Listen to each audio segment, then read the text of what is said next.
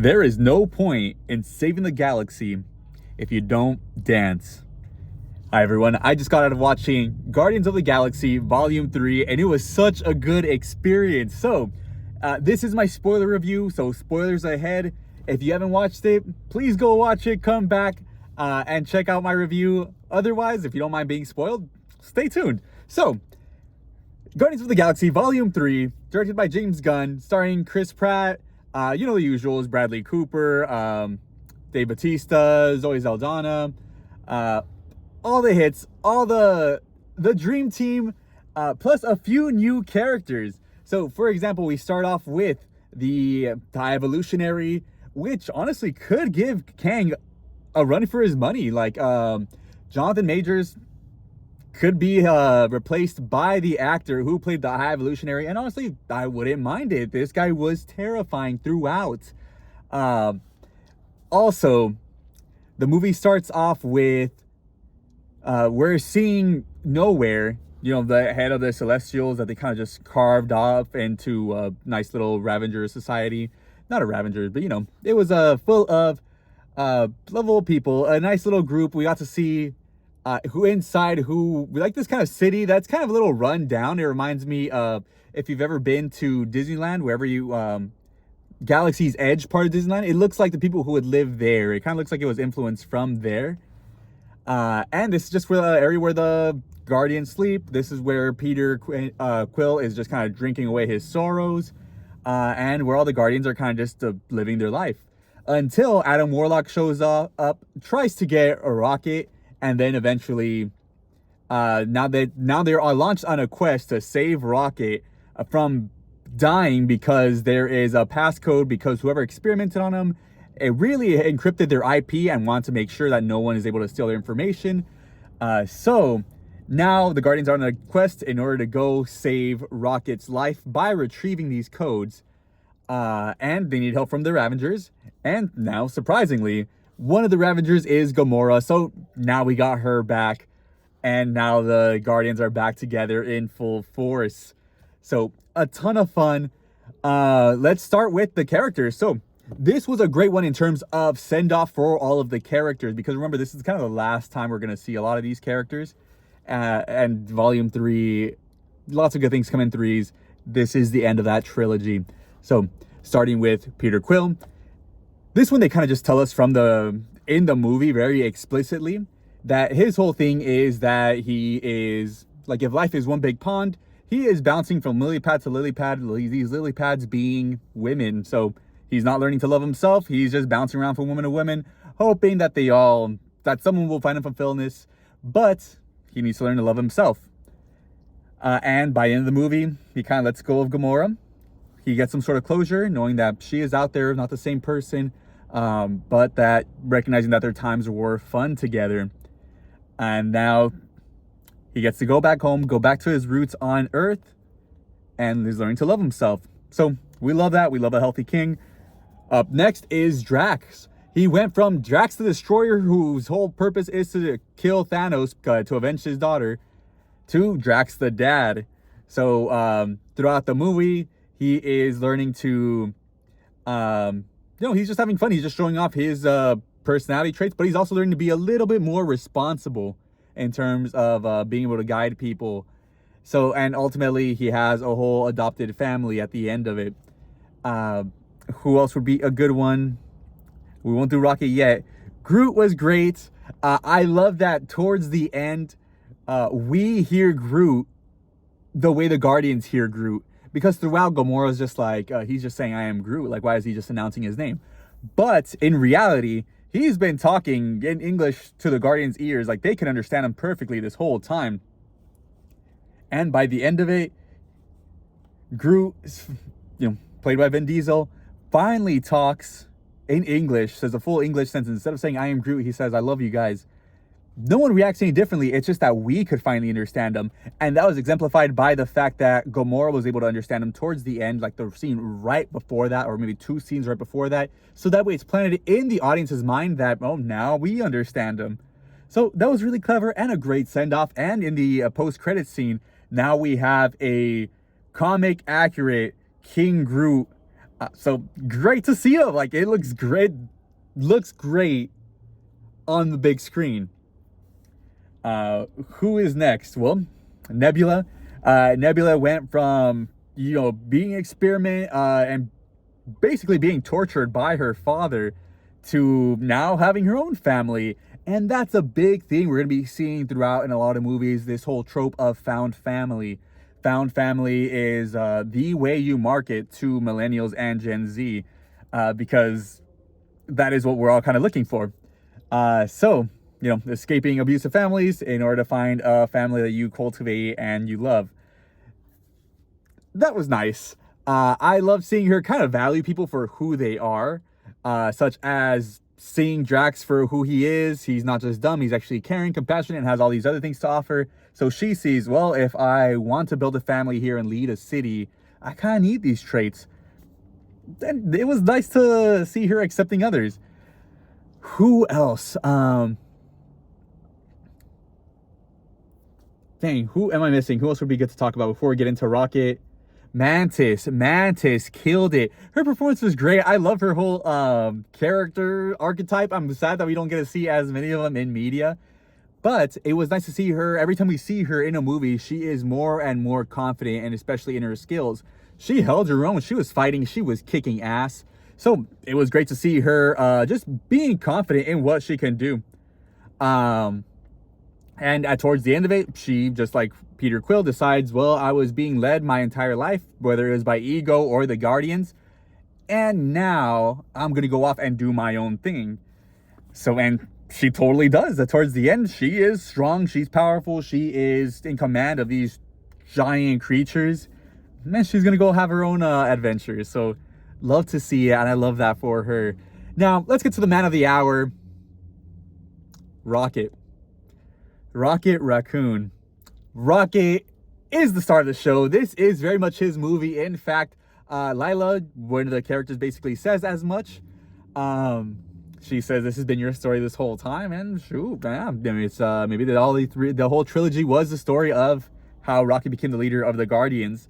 So, Rocket takes the entire B plot. The entire A plot is them trying to figure out a way to rescue Rocket and steal those passcodes. The entire B plot is Rocket's backstory from when he was first experimented. Oh my goodness, and it is excruciating. His very first words upon being experimented was, hurts. It was hurts. So, we have that as the B plot. He's being experimented, but he's actually really smart and innovative, which is something that the High Evolutionary, who's trying to create his own utopia, he just can't find this trait. He can make super geniuses that are always happy, but he can't make them be innovative. So in a utopia, if you don't have innovation, or you can't have something that could solve problems that aren't introduced yet or that they're not aware of, the society is going to die off. That's understandable.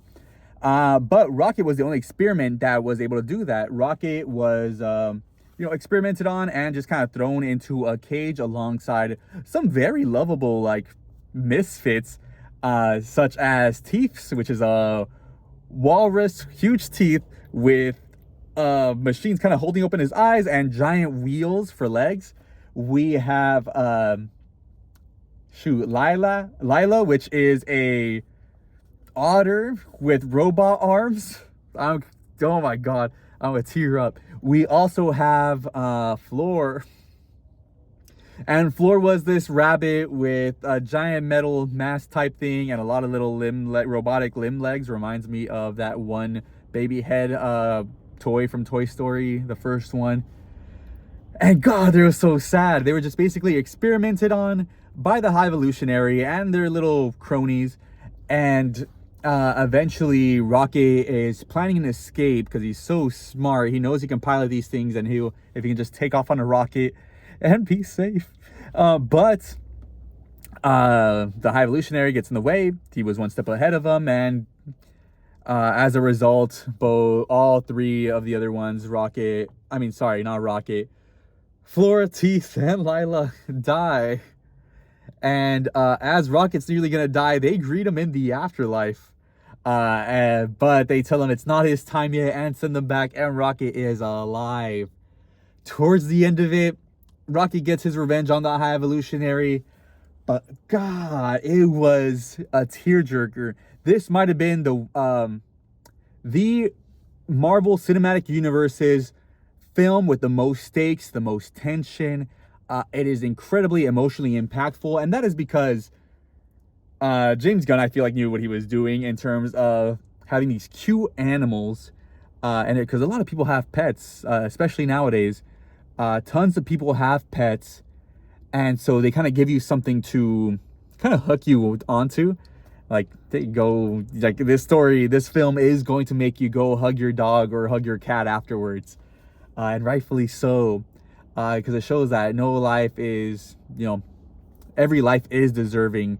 No life should go to waste or be left behind. They all got potential. They're all worthy of love. But dang, and then Rocket kind of just comes into his own at the end of it when he rescues a little family of raccoons. He looks at the label on there and he sees, like, oh, its common name is a raccoon, because this entire time he's been saying he's not a raccoon. In fact, I believe in the first Guardians of the Galaxy, when we first see Rocket, Peter Quill calls him a raccoon, and he's just like, what's that? Because his whole life he's just been called a rodent. Even in the afterlife, he's adamant that he's not a raccoon until he sees it, and he's just like, you could tell he is finally come to terms as to what he is. He's accepted himself. He picks up his gun, shoots the High Evolutionary, and declares that he is Rocket Raccoon. Beautiful stuff. He's come full circle. He's fully accepted himself and embraced himself against an enemy who all he wanted to do is turn things into something they're not. So he never loved things for as they are. He loved them for what they could be. So he just wanted to create new things because he wasn't satisfied or wasn't happy with the way things were. Which, great motivation for a villain, and just diametrically opposed to our real protagonist, Rocket. And that's something we see a lot of. Way too many characters in this film were not what they actually were. They love themselves for what they wanted to be, and by the end of it, they love themselves for what they are. Which, great to see. It's an overall great message to the movie. The movie was beautiful. Actually, I take that back. The story behind it was beautiful in terms of loving yourself, but the actual aesthetic of it all was kind of a little grotesque. I mean, one of the area that has the secret codes to heal Rocket was bioformed. So it was made up of these, organic looking mechanics. And it didn't look great. I wasn't too happy with it. I was just like, this is kind of gross. A lot of like fluids, and it was jiggly. It should have just been in a machine. But it goes with the whole brutal aspect that James Gunn was really trying to pull off here. We want to show that they wanted to show that this is a more brutal, grown up Marvel movie. And it was brutal. I mean, as soon as Adam Warlock showed up, he's immediately like hurting people. He snaps Mantis's arm. Nebula kept getting not discombobulated, but dislocated. Like, they would punch her and her neck would just fall back, and then it'd really snap, but it'd be all grotesque as it does it. It was extremely brutal, but in a stylish way, in a stylish James Gunn manner. Very reminiscent to Suicide Squad. It has just more grown-up tones. But actually, that just reminds me, Adam Warlock. How could I forget him? Adam Warlock was really good. He was a standout. I just love seeing just a buff himbo on the screen. And this was absolutely a himbo. Adam Warlock was unplugged a little early, so he is acting just a little bit childish throughout. And his childish demeanor was great. Like, towards the end of it, he's kind of learning. He grows up as well. His mom dies during an explosion, so he goes and, again, the trope of found family. He founds a new family, saves Peter Quill in what looks like a beautiful recreation of the creation of Adam, just out in space with both of them just kind of just trying to reach each other, and brings them back. That was a little comical, but I was a big fan of how that turned out. So loved Adam, and I'm glad to see him as part of the Guardians now, and the new Guardians led under Rocket, just because now they have some real firepower. And towards the end of it, a lot of people are rescued, and they end it by dancing. This whole new city dances, and I think that's beautiful because we need more dancing in this world. There is a philosopher that says that, like, just essentially just don't trust a philosopher who doesn't dance, because at the end of it, after all the thinking, there has to be some doing, and what more beautiful thing to do than go out and in the world and dance, live in it, be part of the world. So to see Drax, who has been a destroyer, now put on a brave face and start dancing around all those kids as their new, like, adopted dad, basically. Great. Or Nebula, who has been just a heart of steel, stone cold killing machine, now dance in the city that she's leading with empathy. Was beautiful. Rocket putting the past behind him and just letting out a very cathartic, like, scream and dance. Was nice to see. Groot just immediately started dancing because he understands the assignment. He knew he should be dancing and he should be having fun and, like, setting everything by example. And because, we started everything. The whole Guardians started with dancing, and now it's ending with dancing. So that was great to see. Other little moments was Cosmo the dog got a bigger role as a telepath, and later on as a member of the Guardians. Howard Duck was in there too. One joke I kept liking a lot was how they're walking into an obvious trap. It was very obviously a trap, but Peter Quill kept saying it was a face-off. By the end of it, they're peeling off the High Evolutionary's face. Get it? Face off. Face off. So, still little stuff like that always gets me. I loved seeing that. Overall, though, Guardians of the Galaxy 3, it was quite a send-off. I loved the franchise. Always had fun with it. I love the whole payoff that now we are in the 2000s. There are two, and as told by the Zune that he has, so they see the music from this century or the last decade. So, if there's a new one, we'll see the 2010s, and that'll be pretty fun. But it is good to see. I think we'll see some more fully realized Guardians the next time we see them, because at the end of the second post-credit scene, the first one being the new Guardians going out and doing their Guardian thing. The second one being just Peter Quill, just eating cereal. The last one, and then with the screen fades to white, and it says that Star-Lord will return. Of course he was. There was never any doubt about it. Overall, though, love the Guardians. Loved the film. So much fun. Very brutal.